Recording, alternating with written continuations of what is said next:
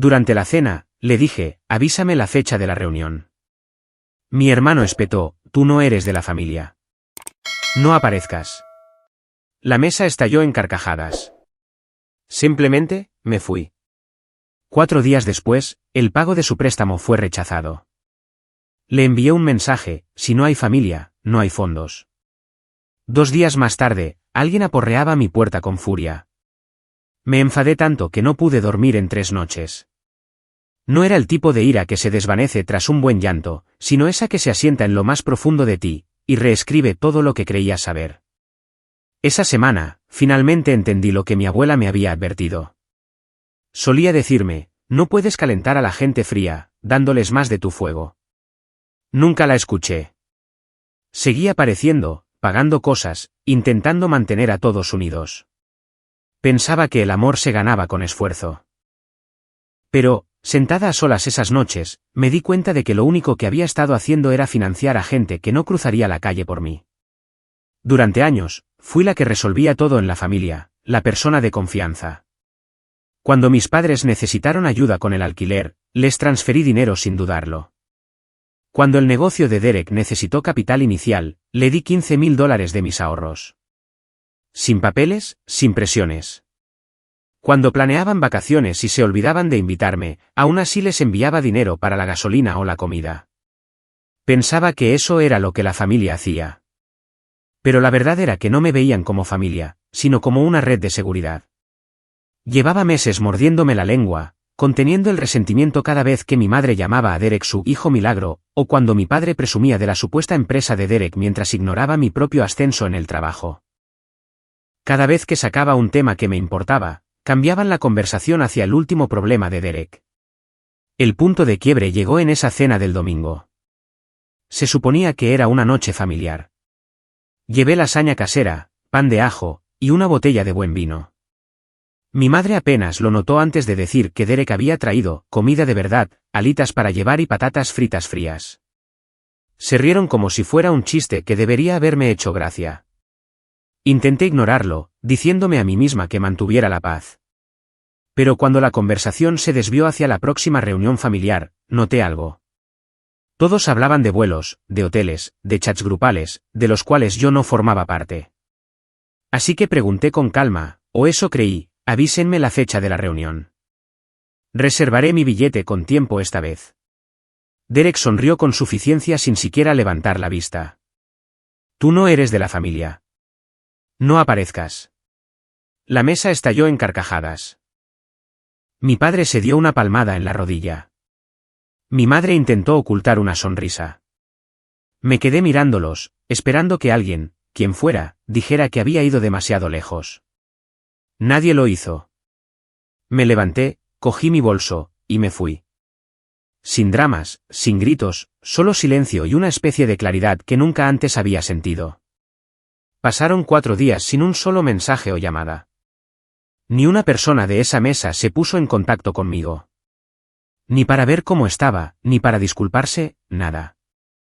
Entonces, Derek me escribió como si nada hubiera pasado. Oye, pregunta rara. ¿Crees que tu banco bloqueó la transferencia? El pago del préstamo no se ha realizado. Lo leí 2 veces, luego 3. No me temblaron las manos. Simplemente, escribí 4 palabras, si no hay familia, no hay fondos, y bloqueé su número. Por primera vez en mi vida, sentí paz.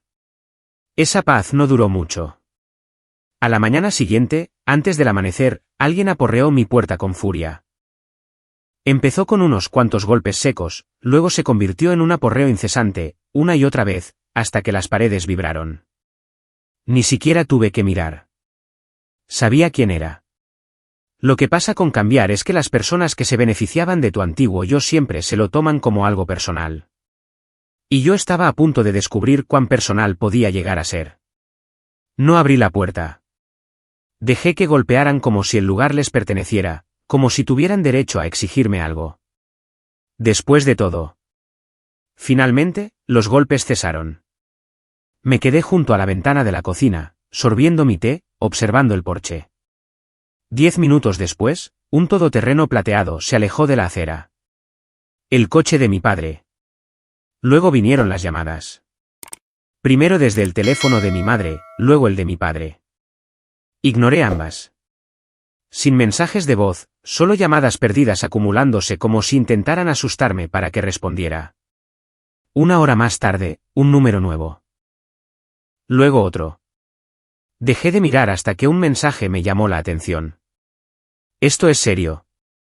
Tenemos que hablar. Era Derek, por supuesto. Unos minutos después, un largo texto de su novia, Carly. La había visto 2 veces.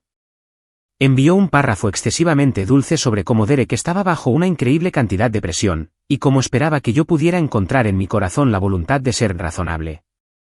Razonable.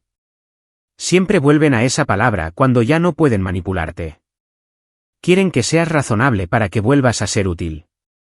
Eso es lo que yo había sido para ellos, útil. No respondí. En lugar de eso, preparé una bolsa de viaje y conduje hasta la casa de mi abuela. Vivía a las afueras de la ciudad, en un pequeño y tranquilo lugar que llamaba Subretiro del Circo.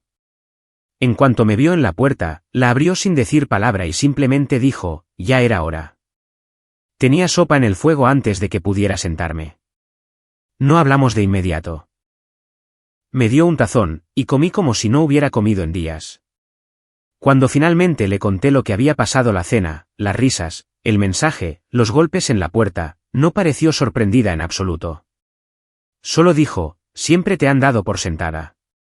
Esto es lo que hace la gente cuando el pozo se seca. Luego dijo algo más, algo que se me quedó grabado. La primera vez que le dices no a la gente que ha vivido de tus síes, actúan como si hubieras cambiado. Pero en realidad, solo estás viendo las cosas con claridad por fin. Esa noche, dormí mejor que en toda la semana. Sin llamadas, sin culpa, solo silencio y sopa. Cuando volví a casa a la mañana siguiente, había un sobre en mi felpudo. Sin nombre, sin remitente, solo $400 en billetes de 20 metidos en un sobre blanco. ¿Una ofrenda de paz? ¿Un pago por la culpa? No lo sabía. No me importaba. Lo dejé allí todo el día, y luego lo deslicé a la basura. Más tarde esa noche, mi padre volvió a llamar. Dejé que sonara. Llamó 3 veces más. A la cuarta, contesté. No dije hola, solo pregunté una palabra, ¿por qué?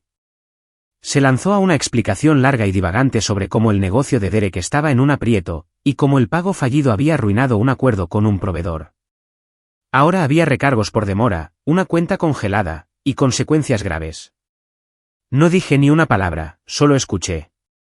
Entonces dijo, Karen, no es que te hayamos utilizado. Te lo estás tomando demasiado a pecho. Colgué. Esa noche, abrí mi aplicación bancaria y empecé a revisar cada transacción de los últimos 2 años. Cada vez que los saqué de un apuro, cada transferencia, cada pedido de comida con mi tarjeta, cada memo de emergencia a Derek, incluso los $800 que le di a mi madre para una lavadora nueva que, como descubrí más tarde, nunca se había roto. La suma ascendía a algo más de $20,000. $20,000. Imprimí los extractos, resalté las transacciones, y los metí en un sobremanila. Lo envié por correo a casa de mis padres con una nota adhesiva que decía, esta es quien he sido. Pregúntense quiénes han sido ustedes.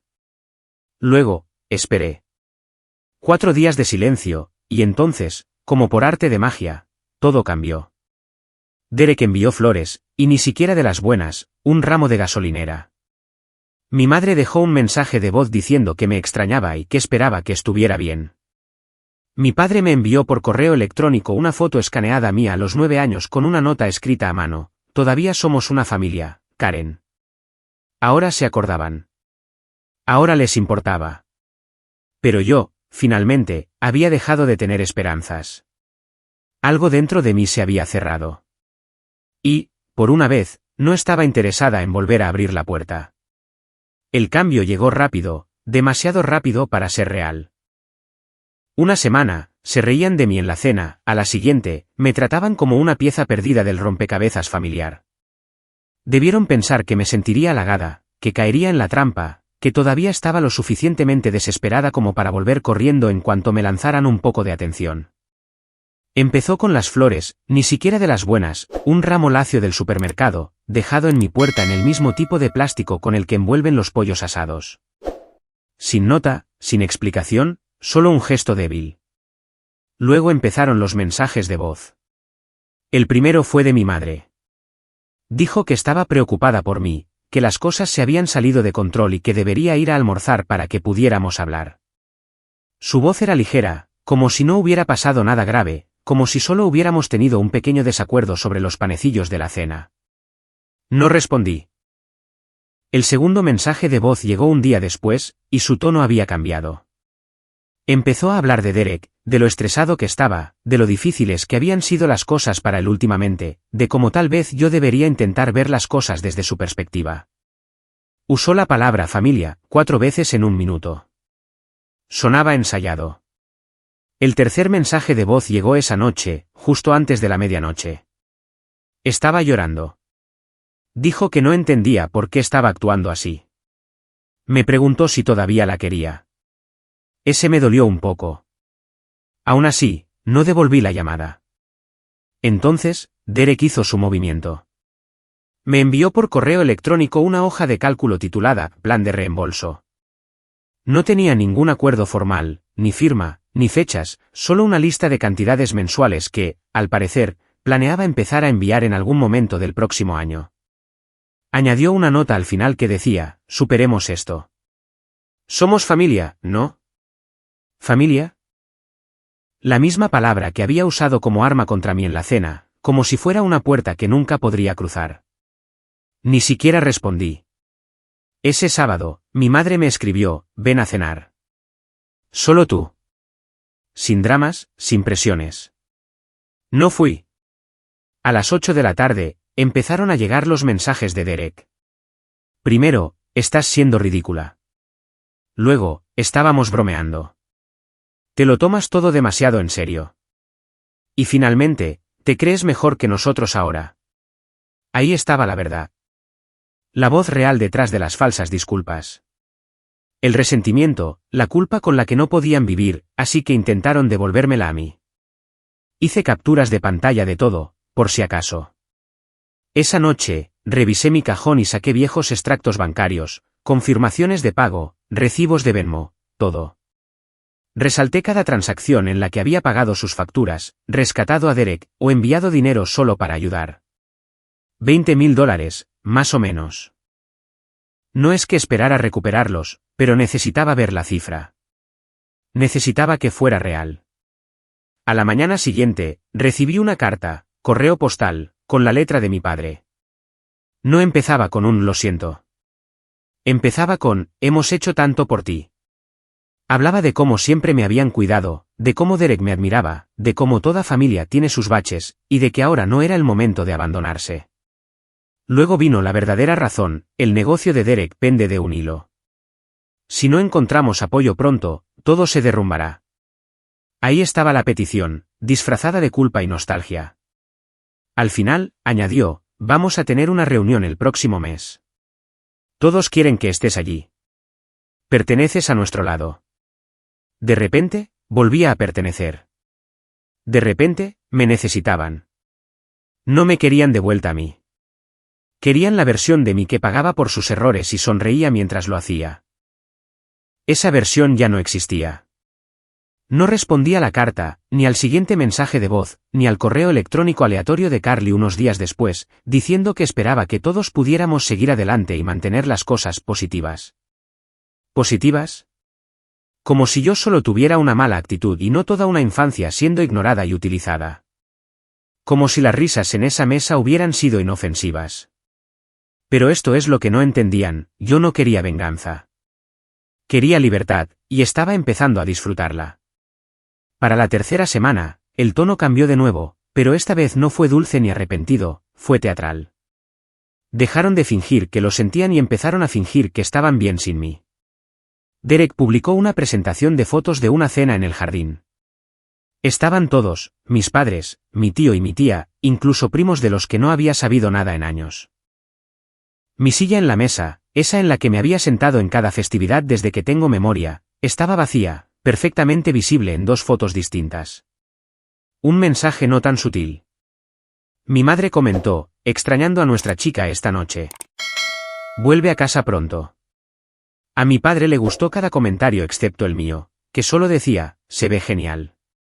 Estaba probando algo, viendo si todavía querían la versión de mí que se mantenía en silencio y sonreía ante la falta de respeto. Resulta que no me querían de vuelta. No de verdad. Solo querían la apariencia de tenerme, la conveniencia de tenerme. Pero yo ya no me iba a quedar callada. Y había terminado de fingir que compartir ADN significaba compartir valores. Esa misma semana, reservé un viaje a Asheville. Solo yo, una cabaña de alquiler en las montañas. Sin cobertura. Hice senderismo. Escribí en mi diario. Dormí hasta tarde. Por primera vez en mucho tiempo, no estaba esperando una disculpa o un permiso para sentarme a la mesa. Ahora tenía mi propia mesa, y la paz sabía mejor que cualquier cosa que ellos hubieran servido jamás. Regresé renovada y tranquila, hasta que recibí el mensaje de voz. Era de un número que no reconocí. Dejé que saltara el contestador, como siempre hacía. No estaba de humor para más anzuelos emocionales. Pero no era de mi familia, era de un bufete de abogados. El mensaje fue cortés pero directo. Llamaban en relación con un préstamo personal a nombre de Derek. $10,000. Al parecer, Derek no había pagado, y yo figuraba como cofirmante. Me quedé helada. Nunca había firmado nada. Les devolví la llamada de inmediato. El abogado explicó que yo figuraba como garante secundaria con una firma digital. Tenían copias de la documentación. Pedí verla. Mi nombre estaba allí. Y también mi firma falsificada. Derek había usado mi nombre, esta vez legalmente, o al menos había intentado que pareciera legal. El abogado dijo que no me harían responsable, la firma no se sostendría. Pero el hecho de que Derek hubiera hecho eso me hizo sentir como una tonta de nuevo. No solo utilizada, sino traicionada. Fui a mi banco, marqué todas mis cuentas, cerré aquellas a las que Derek tenía acceso desde hacía años, de las que me había olvidado por completo.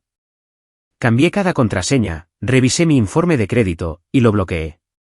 Luego, me senté en mi sofá y me di cuenta de algo aterrador. Si no lo hubiera bloqueado, si hubiera seguido dando dinero como antes, nunca me habría enterado. Me habría dejado cargar con la culpa en silencio, mientras me sonreía a la cara y me llamaba su generosa hermana. A la mañana siguiente, abrí la puerta principal y encontré otro sobre. Esta vez sin dinero, solo una tarjeta de mi madre. Dentro, escribió, todos cometemos errores. Por favor, no nos castigues por no saber quererte. Había incluido una foto. Yo tendría unos 5 años, sentada en el jardín con Derek, ambos con polos, las piernas sucias del arenero, sonriendo. En el reverso, escribió, así eran ustedes dos antes del dinero, antes de todo esto. Por favor, no lo olvides. Pero no se trataba del dinero. Ese era el problema. Todavía no lo entendían.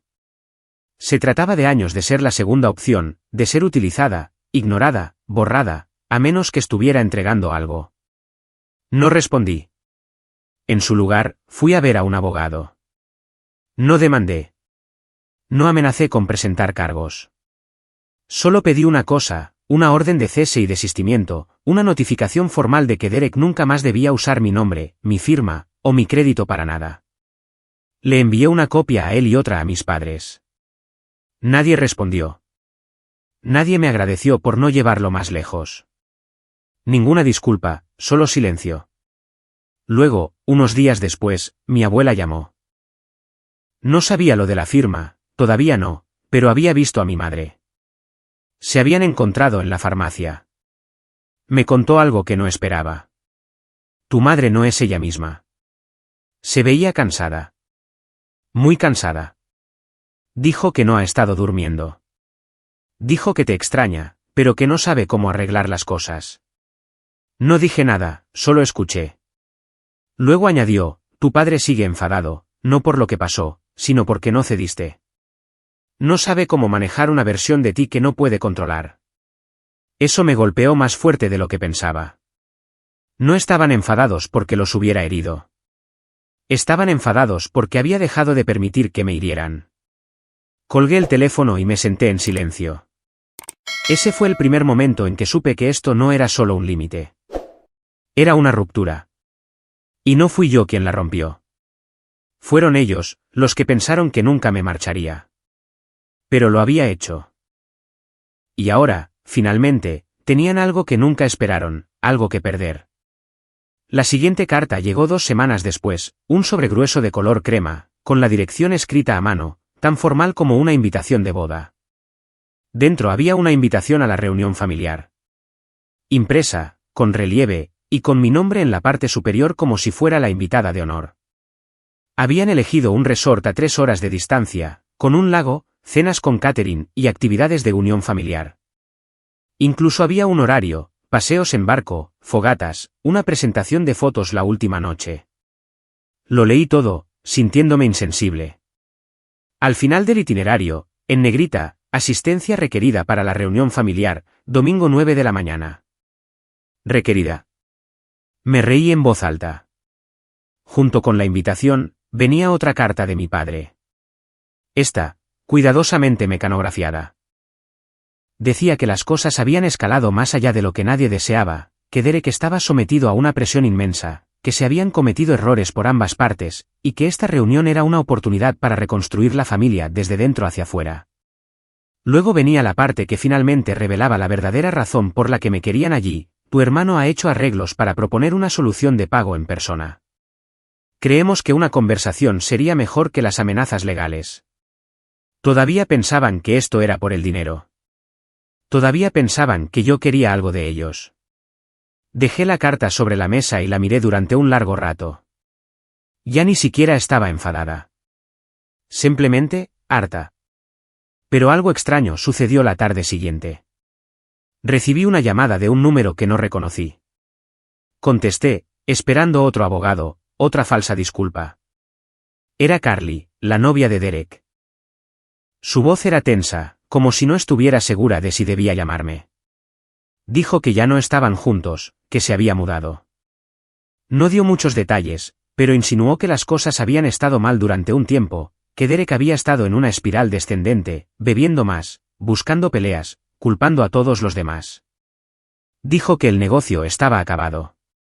La oficina cerrada. Los acreedores llamando a diario. Entonces, dijo algo que no esperaba. Te culpa a ti, ¿sabes? Dice que todo se fue al traste cuando le cortaste el grifo. Pero se equivoca. Creo que en el fondo, él lo sabe. Pero tu padre, él es peor. Actúa como si fuera tu trabajo arreglar esto. Como si les debieras la paz solo porque eres la única que siempre tuvo la cabeza en su sitio. Hizo una pausa, como si quisiera decir más, pero lo dejó ahí. Solo quería que lo supieras. Ahora lo veo. Antes no lo veía, pero ahora sí. Eras la única adulta en esa familia. Le di las gracias, sinceramente. Fue la primera vez que alguien me decía eso. A la mañana siguiente, recibí otra llamada. Esta vez, era mi madre. Casi no contesté, pero algo me hizo cogerlo. No habló mucho. Ni de la reunión, ni de Derek, ni de la carta. Solo dijo que me extrañaba. Y entonces, lentamente, empezó a llorar. No del tipo actuado, ni del tipo que busca hacerte sentir culpable. Simplemente, lloraba en silencio al otro lado del teléfono. Lo siento, Karen, por todo. No sé cómo arreglar lo que hemos hecho. Ni siquiera sé si merezco hacerlo. Pero extraño a mi hija, y la quiero más de lo que jamás he dicho en voz alta. Esa parte me rompió un poco. Le dije que la perdonaba. Lo decía en serio. Pero cuando me preguntó si iría a la reunión, le dije que no. No iría. No porque quisiera castigarlos, sino porque finalmente había dejado de necesitar estar en habitaciones donde no se me respetaba. Había pasado demasiados años convirtiéndome en alguien a quien finalmente valoraran. Esa versión de mí ya no existía. La perdoné, pero no iba a volver. Ni por Derek. Ni por mi padre. Ni siquiera por las presentaciones de fotos o las sonrisas falsas. 3 días después, les envié una última carta. Sin dramas, sin insultos, solo una lista de todo lo que había pagado en los últimos 2 años, los $20.000 sobre los que nunca preguntaron, nunca reconocieron, nunca devolvieron. Al final, escribí, consideren la deuda perdonada, pero no lo confundan con una invitación. Luego cerré el sobre, lo envié, y seguí adelante. Pero yo sabía algo que ellos no. La sexta parte estaba por llegar, y esta vez, serían ellos los que necesitarían ayuda. El sobre debió de doler más de lo que esperaba. Después de que lo envié con una lista de cada dólar que había gastado, cada sacrificio que había hecho, y una sola línea que decía, consideren la deuda perdonada, pero no lo confundan con una invitación, todo se detuvo. Ni llamadas, ni mensajes, ni siquiera uno de los tibios saludos de mi madre. Solo silencio. Debería haberme sentido aliviada, quizás incluso victoriosa. Pero, sinceramente, me sentí como si estuviera bajo el agua después de una larga tormenta. Todo a mi alrededor estaba en calma, pero te quedas preguntándote qué restos flotan justo fuera de tu vista. Pasaron las semanas. La vida siguió. Recibí un aumento en el trabajo, hice otro viaje en solitario, esta vez a Santa Fe. Mi apartamento estaba más silencioso, más limpio, más tranquilo. Y, por una vez, no andaba con el teléfono en la mano, esperando escuchar el drama de otra persona antes de decidir cómo me sentiría ese día. Y entonces, un domingo por la mañana, justo después del amanecer, mi abuela llamó. Nunca llamaba temprano. Nunca. Contesté antes del segundo tono. Sonaba cansada. Es tu padre. Se desmayó ayer. Lo ingresaron en el hospital. Problemas de corazón, no tiene buena pinta. No dije nada de inmediato. No por la sorpresa, ya esperaba algo así, solo que no tan pronto. Tu madre y Derek están allí, continuó. Pensé que deberías saberlo. No porque le debas nada. Solo porque te conozco, y sé que querrás tener la opción de elegir. Y tenía razón. Quería tener esa opción. Le di las gracias y le dije que la llamaría más tarde, pero no lo hice. No ese día. Más tarde esa noche, recibí una llamada de mi madre. La primera en semanas. Su voz era débil, frágil, ni enfadada ni manipuladora. Solo cansada.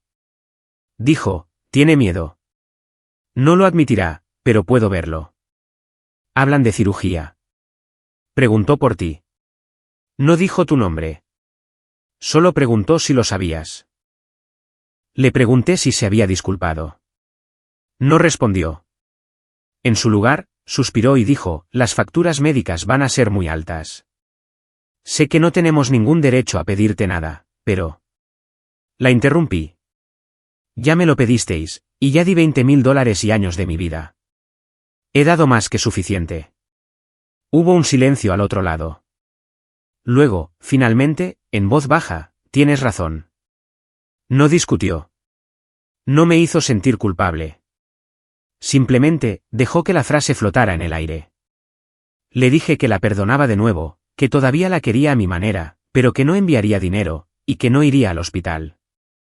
Susurró, gracias, y colgó. Pero Derek no había terminado. Más tarde esa noche, recibí un mensaje de voz de un número desconocido.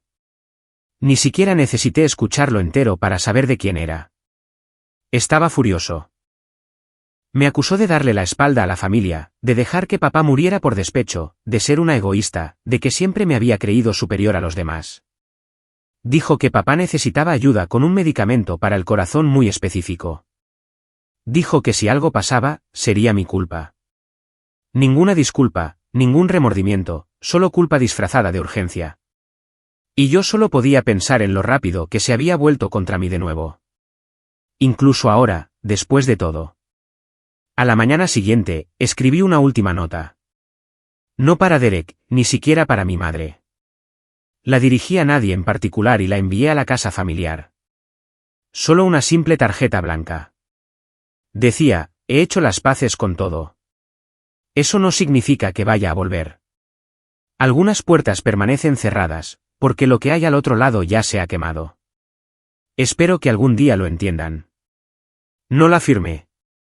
No respondieron. 2 semanas después, la reunión tuvo lugar. Solo lo supe porque el primo de alguien que nunca había limpiado los desastres de Derek, publicó fotos en internet. Una cabaña junto al lago. Una pancarta que decía "La familia siempre". Vasos de plástico. Sillas plegables. Derek estaba allí, fingiendo una sonrisa. Mi madre parecía alguien que estaba conteniendo la respiración todo el tiempo. Mi padre no salía en ninguna foto. Nunca supe qué le pasó. Quizás se recuperó. Quizás no. Nadie me lo dijo. Y no pregunté. Porque cuando te han utilizado, se han reído de ti, te han borrado, y te han arrastrado de vuelta solo cuando era conveniente, en el momento en que finalmente dejas de abrir la puerta, se acaba. No importa lo fuerte que llamen después. No es venganza. Es paz. Y la paz significa saber que ya no les debo nada. Ni mi tiempo, ni mi presencia, ni siquiera mi silencio. Solo distancia.